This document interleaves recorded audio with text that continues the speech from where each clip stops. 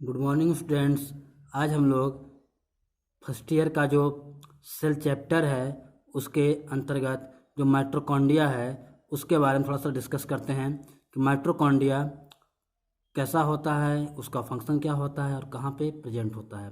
तो माइटोकॉन्ड्रिया अगर हम देखेंगे जनरली तो माइटोकॉन्ड्रिया टू वर्ड से मिलकर बना हुआ है। और जो माइटोस जो वर्ड है, इस लैटिन वर्ड माइटोस, इसका मीन्स थ्रेड होता है, मीन्स धागे लाइक स्ट्रक्चर्स होते हैं माइटोस। और जो कॉन्ड्रियन वर्ड्स है इसका मीन्स होता है ग्रेन्यूल्स पार्टिकल्स, ग्रेन्स की तरह, कुछ कण की तरह एक स्ट्रक्चर्स होते हैं। मीन्स माइटोकॉन्ड्रिया को अगर लैटिन वर्ड में देखा जाए तो धागे की तरह कुछ ग्रेन होते हैं, धागे की तरह कुछ कण होते हैं जो कि कहाँ पे होते हैं, जो हमारे सेल्स होते हैं उसके अंदर प्रेजेंट होते हैं।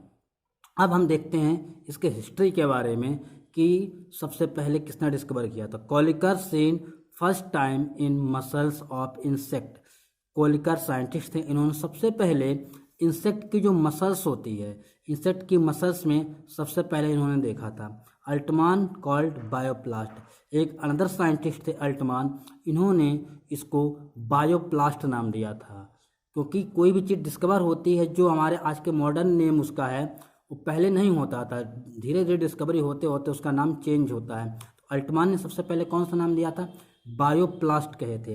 एक अनदर साइंटिस्ट फ्लेमिंग कॉल्ड फिला, एक दूसरा साइंटिस्ट थे फ्लेमिंग, उन्होंने इसको फिला नाम दिया था। और बेंडा कॉल माइटोकॉन्ड्रिया, एक साइंटिस्ट थे बेंडा जिन्होंने माइटोकॉन्ड्रिया नेम दिया था। जो हमारा आजकल मॉडर्न नेम है माइटोकॉन्ड्रिया, उसको किसने दिया था, बेंडा एक साइंटिस्ट, उन्होंने उसको माइटोकॉन्ड्रिया नाम दिया था। सिकेविड्ज, एक साइंटिस्ट थे Siekevitz called power house of cell. Siekevitz एक साइंटिस्ट थे, इन्होंने क्या कहा था, हम लोग जानते हैं जनरली हैं mitochondria common name power house of cell.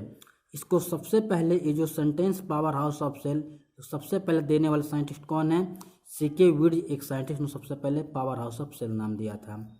Hook Bloom called site of cellular respiration, एक अनदर साइंटिस्ट है हुक ब्लूम, उन्होंने क्या कहा था, साइट ऑफ सेलुलर रेस्पिरेशन। हम सबको पता है माइटोकॉन्ड्रिया के अंदर क्या होता है, एनर्जी फॉर्मेशन होता है एटीपी। तो एटीपी जो होती है वो रेस्पिरेशन प्रोसेस के अंतर्गत बनती है, इसलिए साइट ऑफ सेलुलर रेस्पिरेशन। जो सेल्स के अंदर रेस्पिरेशन होते हैं वो कहाँ पे होते हैं, माइटोकॉन्ड्रिया के अंदर होते हैं। सबसे पहले किसने बताया था, एक साइंटिस्ट थे हुक ब्लूम ने, उन्होंने बताया था। पिटजियस कॉल्ड सार्कोसोम, एक अदर साइंटिस्ट थे पिटजियम, इन्होंने क्या बताया था, सार्कोसोम्स नाम दिया था माइटोकॉन्ड्रिया का। F Meves discover mitochondria in Nymphaea plant, ये मोस्ट इंपॉर्टेंट है क्योंकि कोलिकर ने क्या किया था, इंसेक्ट के मसल्स में डिस्कवर किया था माइटोकॉन्ड्रिया को। लेकिन इंसेक्ट क्या है, एनिमल्स हैं, तो एनिमल्स में भी एनिमल सेल में माइटोकॉन्ड्रिया होते हैं, प्लांट सेल में भी माइटोकॉन्ड्रिया होते हैं। लेकिन जो प्लांट सेल के अंदर सबसे पहले माइटोकॉन्ड्रिया डिस्कवरी की बात होती है वो किसने किया था, एफ मेविस एक साइंटिस्ट थे। और किस प्लांट में किए थे, निम्फिया प्लांट एक होता है जिसके अंदर सबसे पहले जो प्लांट का माइटोकॉन्ड्रिया होता था इसकी देखा गया था। लाइफ स्पैन के बारे में बात करते हैं, जीवन काल कितने समय तक वो जीवित रहता है। तो 5 to 10 डेज उसकी जो एवरेज टाइमिंग होती है कितनी है, 5 to 10 डेज, 5 से 10 दिन उसकी लाइफ स्पैन होती है। और जो साइज की अगर हम जनरली बात करते हैं, जो माइटोकॉन्ड्रिया होते हैं इसकी जनरली साइज कितना होता है, तो साइज अगर देखा जाए लेंथ इसकी 3 माइक्रोमीटर टू 5 माइक्रोमीटर, जो इसकी लेंथ होती है कितनी, 3 माइक्रोमीटर टू 5 माइक्रोमीटर। और जहाँ पे विड्थ दिया है, विड्थ कितनी होती है, 0.5 माइक्रोमीटर टू 2 माइक्रोमीटर। इसकी जो चौड़ाई होती है कितनी होती है, 0.5 माइक्रोमीटर टू 2 माइक्रोमीटर, और लंबाई होती है 3 माइक्रोमीटर टू 5 माइक्रोमीटर। इसके बाद अगर देखते हैं हम शेप, जो जनरली शेप होता है कैसे होते हैं, सिलेंड्रिकल, सिलेंड्रिकल का मतलब समझते हैं ना, बेलनाकार, सिलेंड्रिकल होते हैं। और नंबर्स की अगर हम बात करते हैं, नंबर्स कितने होते हैं जनरली, 500 to 1600, 500 to 1600 पर सेल। एक सेल्स में इसके जनरली नंबर होते हैं 500 to 1600 होते हैं पर सेल्स, एक सेल्स में इतने हो सकते हैं। Number of mitochondria depend upon activeness of cells, इसको थोड़ा सा ध्यान समझिएगा। कह रहा number of mitochondria depend upon activeness of cells, कि माइटोकॉन्ड्रिया का नंबर डिपेंड करेगा सेल्स की एक्टिविटी पर। जो सेल्स जितनी ज़्यादा एक्टिव होगी, जो सेल्स जितनी ज़्यादा एक्टिव होगी उतने क्या होंगे, उस सेल्स के अंदर माइटोकॉन्ड्रिया ज़्यादा संख्या में होंगी, और जो सेल्स जितनी कम एक्टिव होगी, लेस एक्टिव होगी, उसके अंदर माइटोकॉन्ड्रिया के नंबर क्या होंगे, कम होंगे। In animal cell more number of mitochondria compare plant cell. जो प्लांट सेल होते हैं और एनिमल सेल, अगर दोनों में कंपेयर किया जाए तो एनिमल सेल्स के अंदर अगर कंपेयर करेंगे ज़्यादा माइटोकॉन्ड्रिया होते हैं कंपेयर प्लांट सेल। क्यों? क्योंकि एनिमल सेल जो होती है वो ज़्यादा एक्टिवली होती कंपेरेटिवली प्लांट सेल, इसलिए एनिमल सेल्स के अंदर ज़्यादा माइटोकॉन्ड्रिया होते हैं। एक्सेप्शनल केस कुछ है कि किस किस में कितने माइटोकॉन्ड्रिया होते हैं। तो एक आपका एल्गी है माइक्रोस्ट्रियस, एक माइक्रोस्ट्रियस एल्गी, उसमें कितने माइटोकॉन्ड्रिया होते हैं, 1 माइटोकॉन्ड्रिया, केवल कितने, 1 माइटोकॉन्ड्रिया होते हैं। सेकंड आपका एल्गी है क्लोरेला फुस्का, क्लोरेला फुस्का एक एल्गी है, उसमें कितने माइटोकॉन्ड्रिया, उसमें भी कितने हैं, 1 माइटोकॉन्ड्रिया है ओनली। और दूसरा थर्ड आपका ट्रैपैनोसोमा, ट्रैपैनोसोमा, इसमें कितने हैं, 1 प्रोटोजोआ, 1 आपके क्या है माइटोकॉन्ड्रिया, लेकिन आपका ट्रैपैनोसोमा क्या है, प्रोटोजोआ है। इसमें भी कितने आपके होते हैं माइटोकॉन्ड्रिया, 1 होते हैं। एक आपका है चेओस चेओस, चेओस चेओस जो होते हैं क्या है, जेंट अमीबा है, मीन्स एक अमीबा है जो कैसा होता है, लार्ज होता है, और उसमें कितने माइटोकॉन्ड्रिया हैं, 5 लाख माइटोकॉन्ड्रिया है एक सेल्स के अंदर। जो चेओस चेओस आपका अमीबा है, प्रोटोजोआ कैटेगरी में आता है, इसके अंदर कितने हैं, 5 लाख माइटोकॉन्ड्रिया एक सेल्स के अंदर होते हैं। अब जनरली हम जब बात करते हैं स्ट्रक्चर की, अगर हम स्ट्रक्चर इसको देखें जनरली ध्यान से, तो हमको इसका डायग्राम कैसे नज़र आएगा। अगर हम डायग्राम को देखते हैं तो हमको डबल लेयर स्ट्रक्चर नज़र आएगा, डबल लेयर स्ट्रक्चर नज़र आएगा। इसकी जो आउटर मेम्ब्रेन है 75 एंगस्ट्रॉम, इनर मेम्ब्रेन 75 एंगस्ट्रॉम, और दोनों मेम्ब्रेन के बीच में क्या है, एक स्पेस है जिसको पेरी माइटोकॉन्ड्रियल स्पेस कहा जाता है, क्योंकि माइटोकॉन्ड्रिया के चारों तरफ स्पेस होता है इसलिए इसको पेरी माइटोकॉन्ड्रियल स्पेस कहा जाता है। इसके बाद जो इनर की वॉल होती है, जो अंदर की वॉल होती है, ये इनवर्ड अंदर की तरफ इनफोल्ड होकर के फिंगर लाइक स्ट्रक्चर बनाती है। इनर की वॉल होती है अंदर की तरफ फोल्ड होकर के फिंगर की तरह स्ट्रक्चर बनाती है, जिसको क्या नाम दिया जाता है, क्रिस्टी कहा जाता है।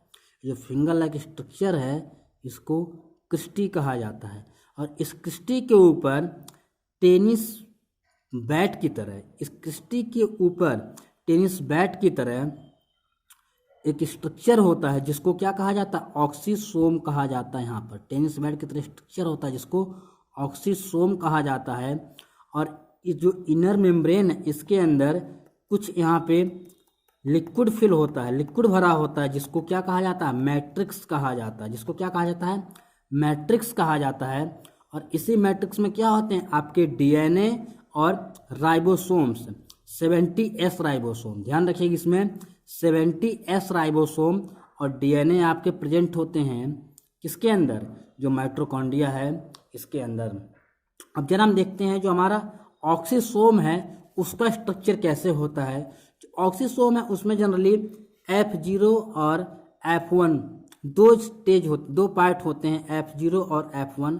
और F0 F1 से एक स्टॉक के द्वारा अटैचमेंट होता है, और ऊपर आपका जो राउंड स्ट्रक्चर दिख रहा है शेप में वो क्या कहलाता है, उसका हेड कहलाता है। ये तो बात हो गई ऑक्सीसोम के स्ट्रक्चर की। इसके बाद डबल मेम्ब्रेन स्ट्रक्चर होता है, क्लियर है सबको। आउटर मेम्ब्रेन स्मूथ मोर परमीबल, जो आउटर मेम्ब्रेन होती कैसी होती, स्मूथ, बिल्कुल चिकनी है, ऊपर की तरफ या अंदर की तरफ कोई भी आउटग्रोथ नहीं है उसके अंदर, कैसी होती है, स्मूथ होती हैं। मोर परमीबल मीन्स इसमें जो परमेबिलिटी होती है वो ज़्यादा होती है कंपेयर इनर मेम्ब्रेन, इसलिए इसमें से कोई मटेरियल इजिली सेल्स से अंदर और सेल्स की माइटोकॉन्ड्रिया अंदर और बाहर जा सकते हैं, मोर परमीबल होती है।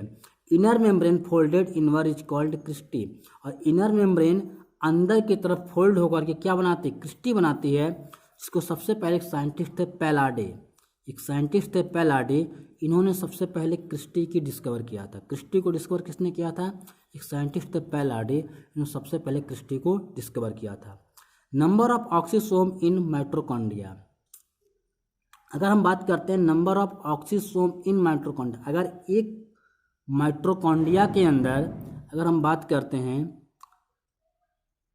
कि कितने आपके क्रिस्टी प्रेजेंट हो सकते हैं, तो 10⁴ to 10⁵ इतने आपके ऑक्सीसोम प्रेजेंट हो सकते हैं। किसमें? किसी भी एक सेल्स में। एक सेल्स के अंदर जो माइटोकॉन्ड्रिया होगी सेल्स के अंदर, उसमें से इतने आपके ऑक्सीसोम्स प्रेजेंट हो सकते हैं किसी भी एक सेल्स के अंदर। अदर नेम ऑफ ऑक्सीसोम, अब बात आ रही है कि ऑक्सीसोम जो है इसके कई सारे नाम हैं। जनरली F1 पार्टिकल्स और एलिमेंट्री पार्टिकल्स भी कहा जाता है। तो इसके जो नेम हैं वो नेम देने के पीछे कुछ रीजन क्या था उसके बारे में थोड़ा सा देखते हैं। तो सबसे पहले अगर अदर नेम की बात करते हैं, एक इसका नाम दिया गया मोरन पार्टिकल दिया गया। मोरन पार्टिकल्स मीन्स ऑक्सीसोम क्या होते हैं? मोरन पार्टिकल्स होते हैं। क्यों? क्योंकि जो ऑक्सीसोम होते हैं इसकी डिस्कवरी किसने किया था? फ्रेडरिक मोरन, एक साइंटिस्ट थे, उनका नाम फ्रेडरिक मोरन, F मोरन है। इन्होंने ऑक्सीसोम को डिस्कवर किया था, इसलिए जो इसका नाम है ऑक्सीसोम का, इसको नाम दे दिया गया है मोरन पार्टिकल्स। एक साइंटिस्ट के नाम पर ही उनका नाम पड़ गया मोरन पार्टिकल्स। दूसरा क्या? F1-2 F0 पार्टिकल्स, एक इसका अदर नेम है F1-2 F0 particles. F1 means क्या? F0 factor attach oxysome on inner membrane. अब कह रहा है F0 जो पार्टिकल्स है वो क्या काम करता है? F0 फैक्टर अटैच, F0 जो फैक्टर होगा वो ऑक्सीसोम को इनर मेम्ब्रेन से क्या करता है? बाइंड करने का काम करता है, जोड़ने का काम करता है। जैसे आप यहाँ पे देखेंगे फिगर में, ये आपका F0 पार्ट F0 है, F0 है। तो F0 क्या कर रहा है? क्रिस्टी को, जो ऑक्सीसोम है इसको इनर मेम्ब्रेन, ये जो इनर मेम्ब्रेन है इससे जोड़ने का काम कौन कर रहा है?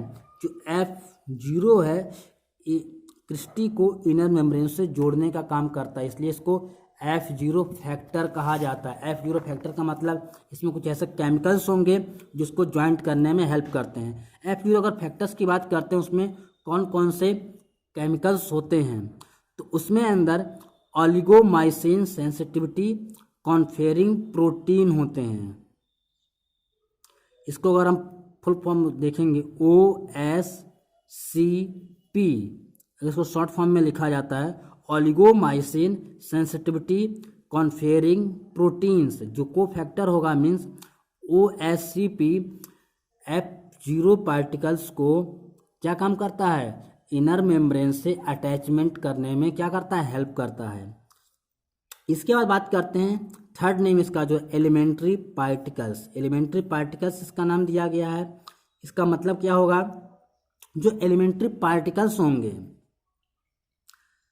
इसलिए नाम दिया एलिमेंट्री पार्टिकल्स क्योंकि ये एलिमेंट बहुत ज़्यादा जरूरी किसके लिए? ETS, एक रेस्पिरेशन आप पढ़ेंगे उसके अंतर्गत एक प्रोसेस होता है ETS, इलेक्ट्रॉन ट्रांसपोर्ट सिस्टम। और ETS कहाँ पे कंप्लीट होते हैं? वो आपका जो F1 जो है, इसका जो ऑक्सीसोम का जो हेड है F1, इसी के अंदर ETS आपका क्या होता है? कंप्लीट होता है। और इसी ETS जब साइकिल कंप्लीट होता है तो इसी से क्या बनते हैं? आपके ATP का फॉर्मेशन होता है, मीन्स आपकी एनर्जी बनती है। और ATP जो एनर्जी बनती है, ATPase जो एनर्जी बनती है, एक एंजाइम, इसके अंदर क्या होता है? एक एंजाइम होता है ATPase, इसी की हेल्प से ATP का आपका फॉर्मेशन होता है, इसलिए इसको एलिमेंट्री पार्टिकल्स कहा जाता है। क्योंकि अगर ये नहीं होंगे F1 पार्टिकल्स या ऑक्सीसोम नहीं होंगे तो क्या होगा? हमारा जो रेस्पिरेशन है वो नहीं हो पाएगा, एनर्जी ATP हमको नहीं बन पाएगी, इसलिए इसको एलिमेंट्री पार्टिकल्स कहा जाता है। रेस्पिरेशन में बहुत ज़्यादा मोस्ट इम्पॉर्टेंट रिक्वायरमेंट होती है। मैट्रिक्स, इसके अंदर जो मैट्रिक्स होता है उसके अंदर अगर हम बात करते हैं तो उसके लिए अगर हम देखेंगे तो क्रेब्स साइकिल्स, जो मैट्रिक्स है इसके अंदर क्या कंप्लीट होता है? Krebs cycles. जैसे आप जानते होंगे जो रेस्पिरेशन होता है तो सेल्स के अंदर क्या है आपका, पहले साइटोप्लाज्म, तो साइटोप्लाज्म में आपका क्या होगा, ग्लाइकोलाइसिस होता है, जो फर्स्ट स्टेप रेस्पिरेशन का वो होता है। सेकंड स्टेप होता है आपका क्रेब्स साइकिल्स, वो कहाँ पे होगा, माइटोकॉन्ड्रिया की जो आपके मैट्रिक्स है, जो लिक्विड भरा हुआ है इनर मेम्ब्रेन के अंदर, जो लिक्विड भरा हुआ है मैट्रिक्स, वहाँ पे क्या होगा, क्रेब्स साइकिल्स होगा। लेकिन जो ईटीएस इलेक्ट्रॉन ट्रांसपोर्ट सिस्टम वो कहाँ पे होंगे, उसकी जो क्रिस्टी है उसके ऊपर जो ऑक्सीसोम है, ऑक्सीसोम में आपके ईटीएस होते हैं। तो क्रेब्स साइकिल्स मैट्रिक्स जो होते हैं उसमें क्रेब्स साइकिल्स कंप्लीट होता है, और क्रेब्स साइकिल्स के लिए जितने भी एंजाइम की रिक्वायरमेंट होती है वो सब एंजाइम्स कहाँ प्रेजेंट होते हैं, मैट्रिक्स में प्रेजेंट होते हैं, इसलिए उसकी रिक्वायरमेंट होती है और वहाँ पे सारे के सारे कंप्लीट हो जाते हैं। उसके बाद मैट्रिक्स में और क्या होते हैं, 70S राइबोसोम, 70S टाइप के राइबोसोम्स प्रेजेंट होते हैं किसमें, मैट्रिक्स के अंदर। मैट्रिक्स के अंदर 70S टाइप के राइबोसोम प्रेजेंट होते हैं। उसका काम क्या होता है, प्रोटीन सिंथेसिस करने का काम होता है, प्रोटीन बनाने में हेल्प करेंगे 70S जो राइबोसोम्स होंगे। इसके बाद डीएनए होता है, तो डीएनए किस टाइप का होगा, सर्कुलर होता है, मीन्स राउंड शेप में होगा। जो डीएनए होगा कैसा होगा, सर्कुलर होगा। और डीएनए सर्कुलर जो होता है उसका नेचर होता है रेप्लिकेशन। रेप्लिकेशन मीन्स अपनी जैसी कॉपी, डीएनए है, एक डीएनए से 2 डीएनए बना लेगा, अपने रेप्लिकेट कर लेगा, अपने जैसे दूसरी डीएनए को प्रोड्यूस करने की कैपेबिलिटी होती है। इसलिए माइटोकॉन्ड्रिया सेमी ऑटोनोमस ऑर्गेनेल्स, इसलिए माइटोकॉन्ड्रिया क्या कहा जाता है, सेमी ऑटोनोमस ऑर्गेनेल्स कहा जाता है। मीन्स कि ये ऐसा सेल्स है, ऐसा ऑर्गेनेल्स, सेल ऑर्गेनेल्स है जो प्रोटीन खुद बना लेगा, डीएनए सेल्फ प्रोड्यूस कर लेगा, इसलिए इसको सेल्स के ऊपर डिपेंड होने की रिक्वायरमेंट नहीं होती है। इसलिए क्या बोलते हैं, सेमी ऑटोनोमस, ये खुद अपने आप में एक सेल्स की तरह काम करता है। Cell within cell organelles, इसमें क्या है, जो माइटोकॉन्ड्रिया होते हैं cell within cell organelles, cell कहाँ पे हैं, जो सेल ऑर्गेनेल्स हैं उसके अंदर क्या होता है, क्योंकि ये जो सेल ऑर्गेनेल्स आपका माइटोकॉन्ड्रिया हो किसकी तरह बिहेव कर रहा है, एक फ्री सेल की तरह बिहेव कर रहा है, अपने आप में खुद एक सेल की तरह बिहेव कर रहा है, इसलिए कहा जाता है सेल ऑर्गेनेल्स में क्या है, cell within cell organelles, cell organelles जितने भी हैं उसमें क्या है, एक सेल की तरह बिहेव करता है।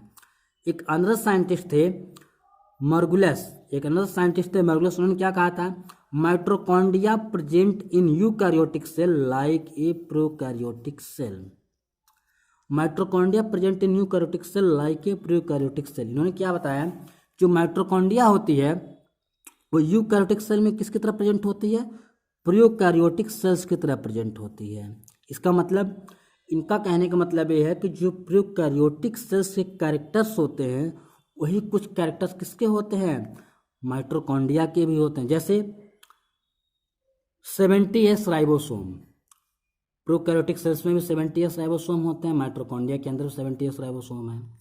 डीएनए सर्कुलर, वहाँ पर भी आपका जो डीएनए होता है प्रोकैरियोटिक सेल्स में वो कैसा होता है, सर्कुलर शेप में होता है, और यहाँ पर भी जो आपका माइटोकॉन्ड्रिया उसका डीएनए कैसा सर्कुलर है।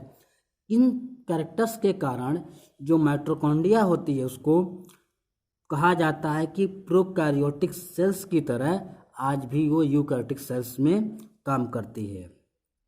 इसके बाद अगर हम जनरली बात करते हैं इसकी ओरिजिन, जो इसकी उत्पत्ति हुई थी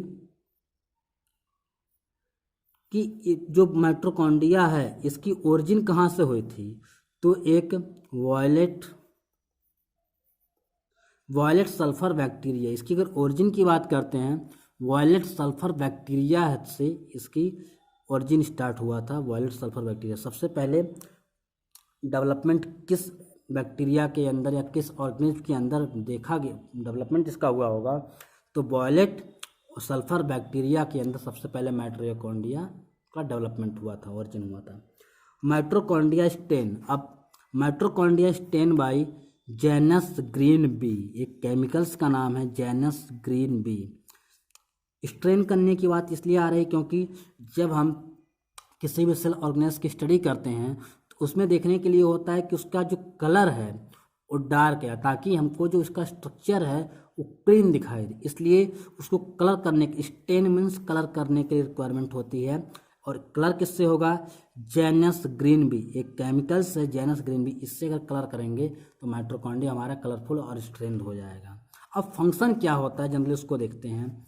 जो फंक्शन होते हैं जनरली हम सब जानते हैं पावर हाउस ऑफ सेल्स होते हैं, ठीक है। लेकिन एटीपी सिंथेसिस मीन्स क्या काम करेगा? एटीपी को बनाने का, प्रोड्यूस करने का काम कौन करेगा? जो हमारे माइटोकॉन्ड्रिया होंगे, जिससे हमको एनर्जी मिलेगी। उसके बाद सेकंड है ऑक्सीडेशन ऑफ फैट। फैट को ऑक्सीडेशन करेगा, मतलब क्या करे? इसको ब्रेक डाउन करने में हेल्प करेगा। किसको? जो फैट हमारे बॉडी में है या सेल्स के अंदर जो फैट है उसको ब्रेक डाउन करने में हेल्प करेगा। सिंथेसिस ऑफ स्टेरॉइड्स, एक स्पेशल टाइप के केमिकल्स होते हैं हमारी बॉडी में स्टेरॉइड्स, जिसको बनाने में हेल्प कौन करेगा? सिंथेसिस करने काम करेगा। हीम सिंथेसिस बाय माइटोकॉन्ड्रिया, जो हमारे हीमोग्लोबिन, जो हमारा हीमोग्लोबिन होता है उसमें, हीमोग्लोबिन में क्या होते हैं? टू सब्सटेंस होते हैं, हीम प्लस ग्लोबिन। तो जो ग्लोबिन हमारी प्रोटीन होती है और हीम हमारा एक मटेरियल होता है, एक एलिमेंट होता है। तो हीम जो होता है उसको सिंथेसिस करने का काम भी कौन करता है? माइटोकॉन्ड्रिया ही करता है। इसलिए हीमोग्लोबिन बनाने में भी अगर देखा जाए तो रोल कौन प्ले करता है? माइटोकॉन्ड्रिया का रोल इम्पॉर्टेंट होता है। ये था आपका माइटोकॉन्ड्रिया का नोट्स। अगली बार हम आपका नेक्स्ट नोट अपलोड करेंगे। थैंक्स।